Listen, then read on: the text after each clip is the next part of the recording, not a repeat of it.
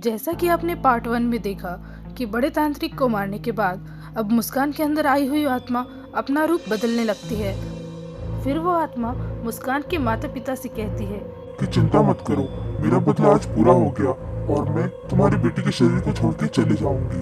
तभी मुस्कान की माँ कहती है कि आखिर ऐसा क्या कारण था जो तुमने बड़े तांत्रिक को मार दिया।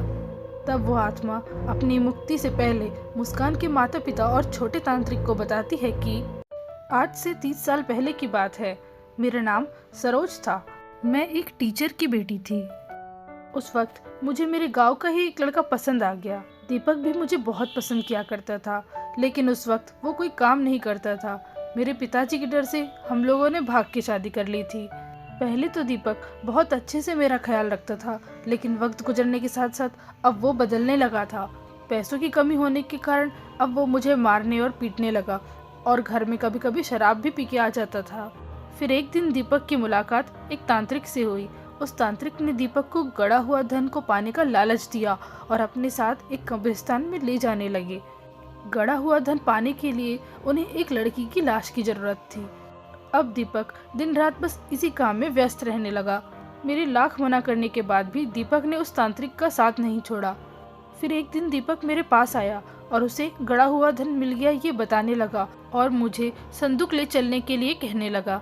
लेकिन मुझे ऐसा धन नहीं चाहिए था जो किसी कब्रिस्तान से मिला हो, इसलिए मैंने उसे मना कर दिया, लेकिन वो नहीं माना और मुझे बहुत मना के अपने साथ उस रात को संदूक लेकर के उस कब्रिस्तान में ले गया। जब हम कब्रिस्तान पहुंचे तब वहां एक तांत्रिक बैठ के पूजा कर रहा था और वहां पे कोई भी नहीं था।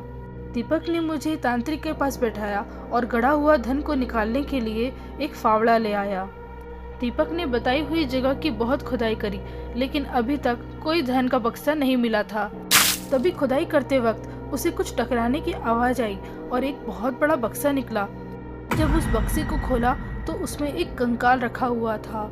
दरअसल वो कोई धन का बक्सा नहीं, एक ताबूत था।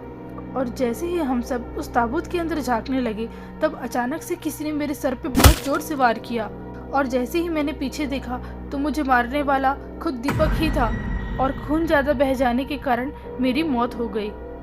उन लोगों ने मुझे मारने के लिए ही ये प्लान बनाया था और फिर उसी ताबूत में मुझे दफना दिया।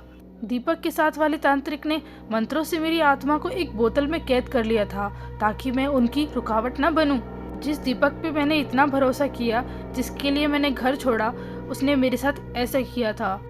मेरी आत्मा को बोतल में बंद कर दीपक ने उस बोतल को एक नदी में बहाना चाहा, लेकिन वो पुल से बोतल फेंकते वक्त ब्रिज के नीचे खड़े एक ट्रक के ऊपर वो बोतल जाके गिर गई। उस ट्रक में किसी के घर का सामान जा रहा था।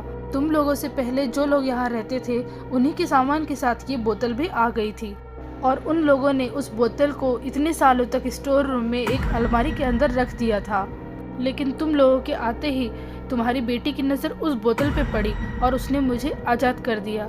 फिर छोटा तांत्रिक बहुत अचंभे के साथ पूछता है कि फिर वो दीपक का क्या हुआ और तुमने मेरे बड़े तांत्रिक को क्यों मारा। ऐसा सवाल पूछने पर चुड़ैल हंसने लगती है और वो बताती है कि तुम्हारे बड़े तांत्रिक ही दीपक है। ये सुनकर के सभी लोग दंग रह जाते हैं। चुड़ैल बताती है कि मुझे मारने के बाद उस तांत्रिक के बताए अनुसार दीपक को धन तो मिल गया था, लेकिन उस धन से दीपक को सुख और शांति नहीं मिल रही थी। इसलिए बचे हुए धन को दीपक ने कहीं गाड़ दिया और उस तांत्रिक के साथ रहकर तंत्र विद्या ही सीखने लगा था और देखते ही देखते वो एक पहुंचा हुआ प्रसिद्ध तांत्रिक बन गया था। इसलिए मैंने तुम्हें उस दिन नहीं मारा था और तुम्हें तुम्हारे बड़े तांत्रिक को बुलाने पे यहाँ मजबूर किया। लेकिन जैसे ही बड़े तांत्रिक ने मेरा बदला हुआ चेहरा देखा वो दंग रह गए और मेरे हमला करने पर उसने अपना बचाव भी नहीं किया, क्योंकि वो जानता था कि उसने मेरे साथ गलत काम किया था। इतना सब बताने के बाद सरोज की आत्मा अब मुस्कान के शरीर से बाहर निकल जाती है और वो मुस्कान को मुक्त कर देती है। अगर आप लोगों को ये कहानी पसंद आती है तो चैनल पे अपना सपोर्ट बनाए रखें और चैनल को लाइक और सब्सक्राइब जरूर करें।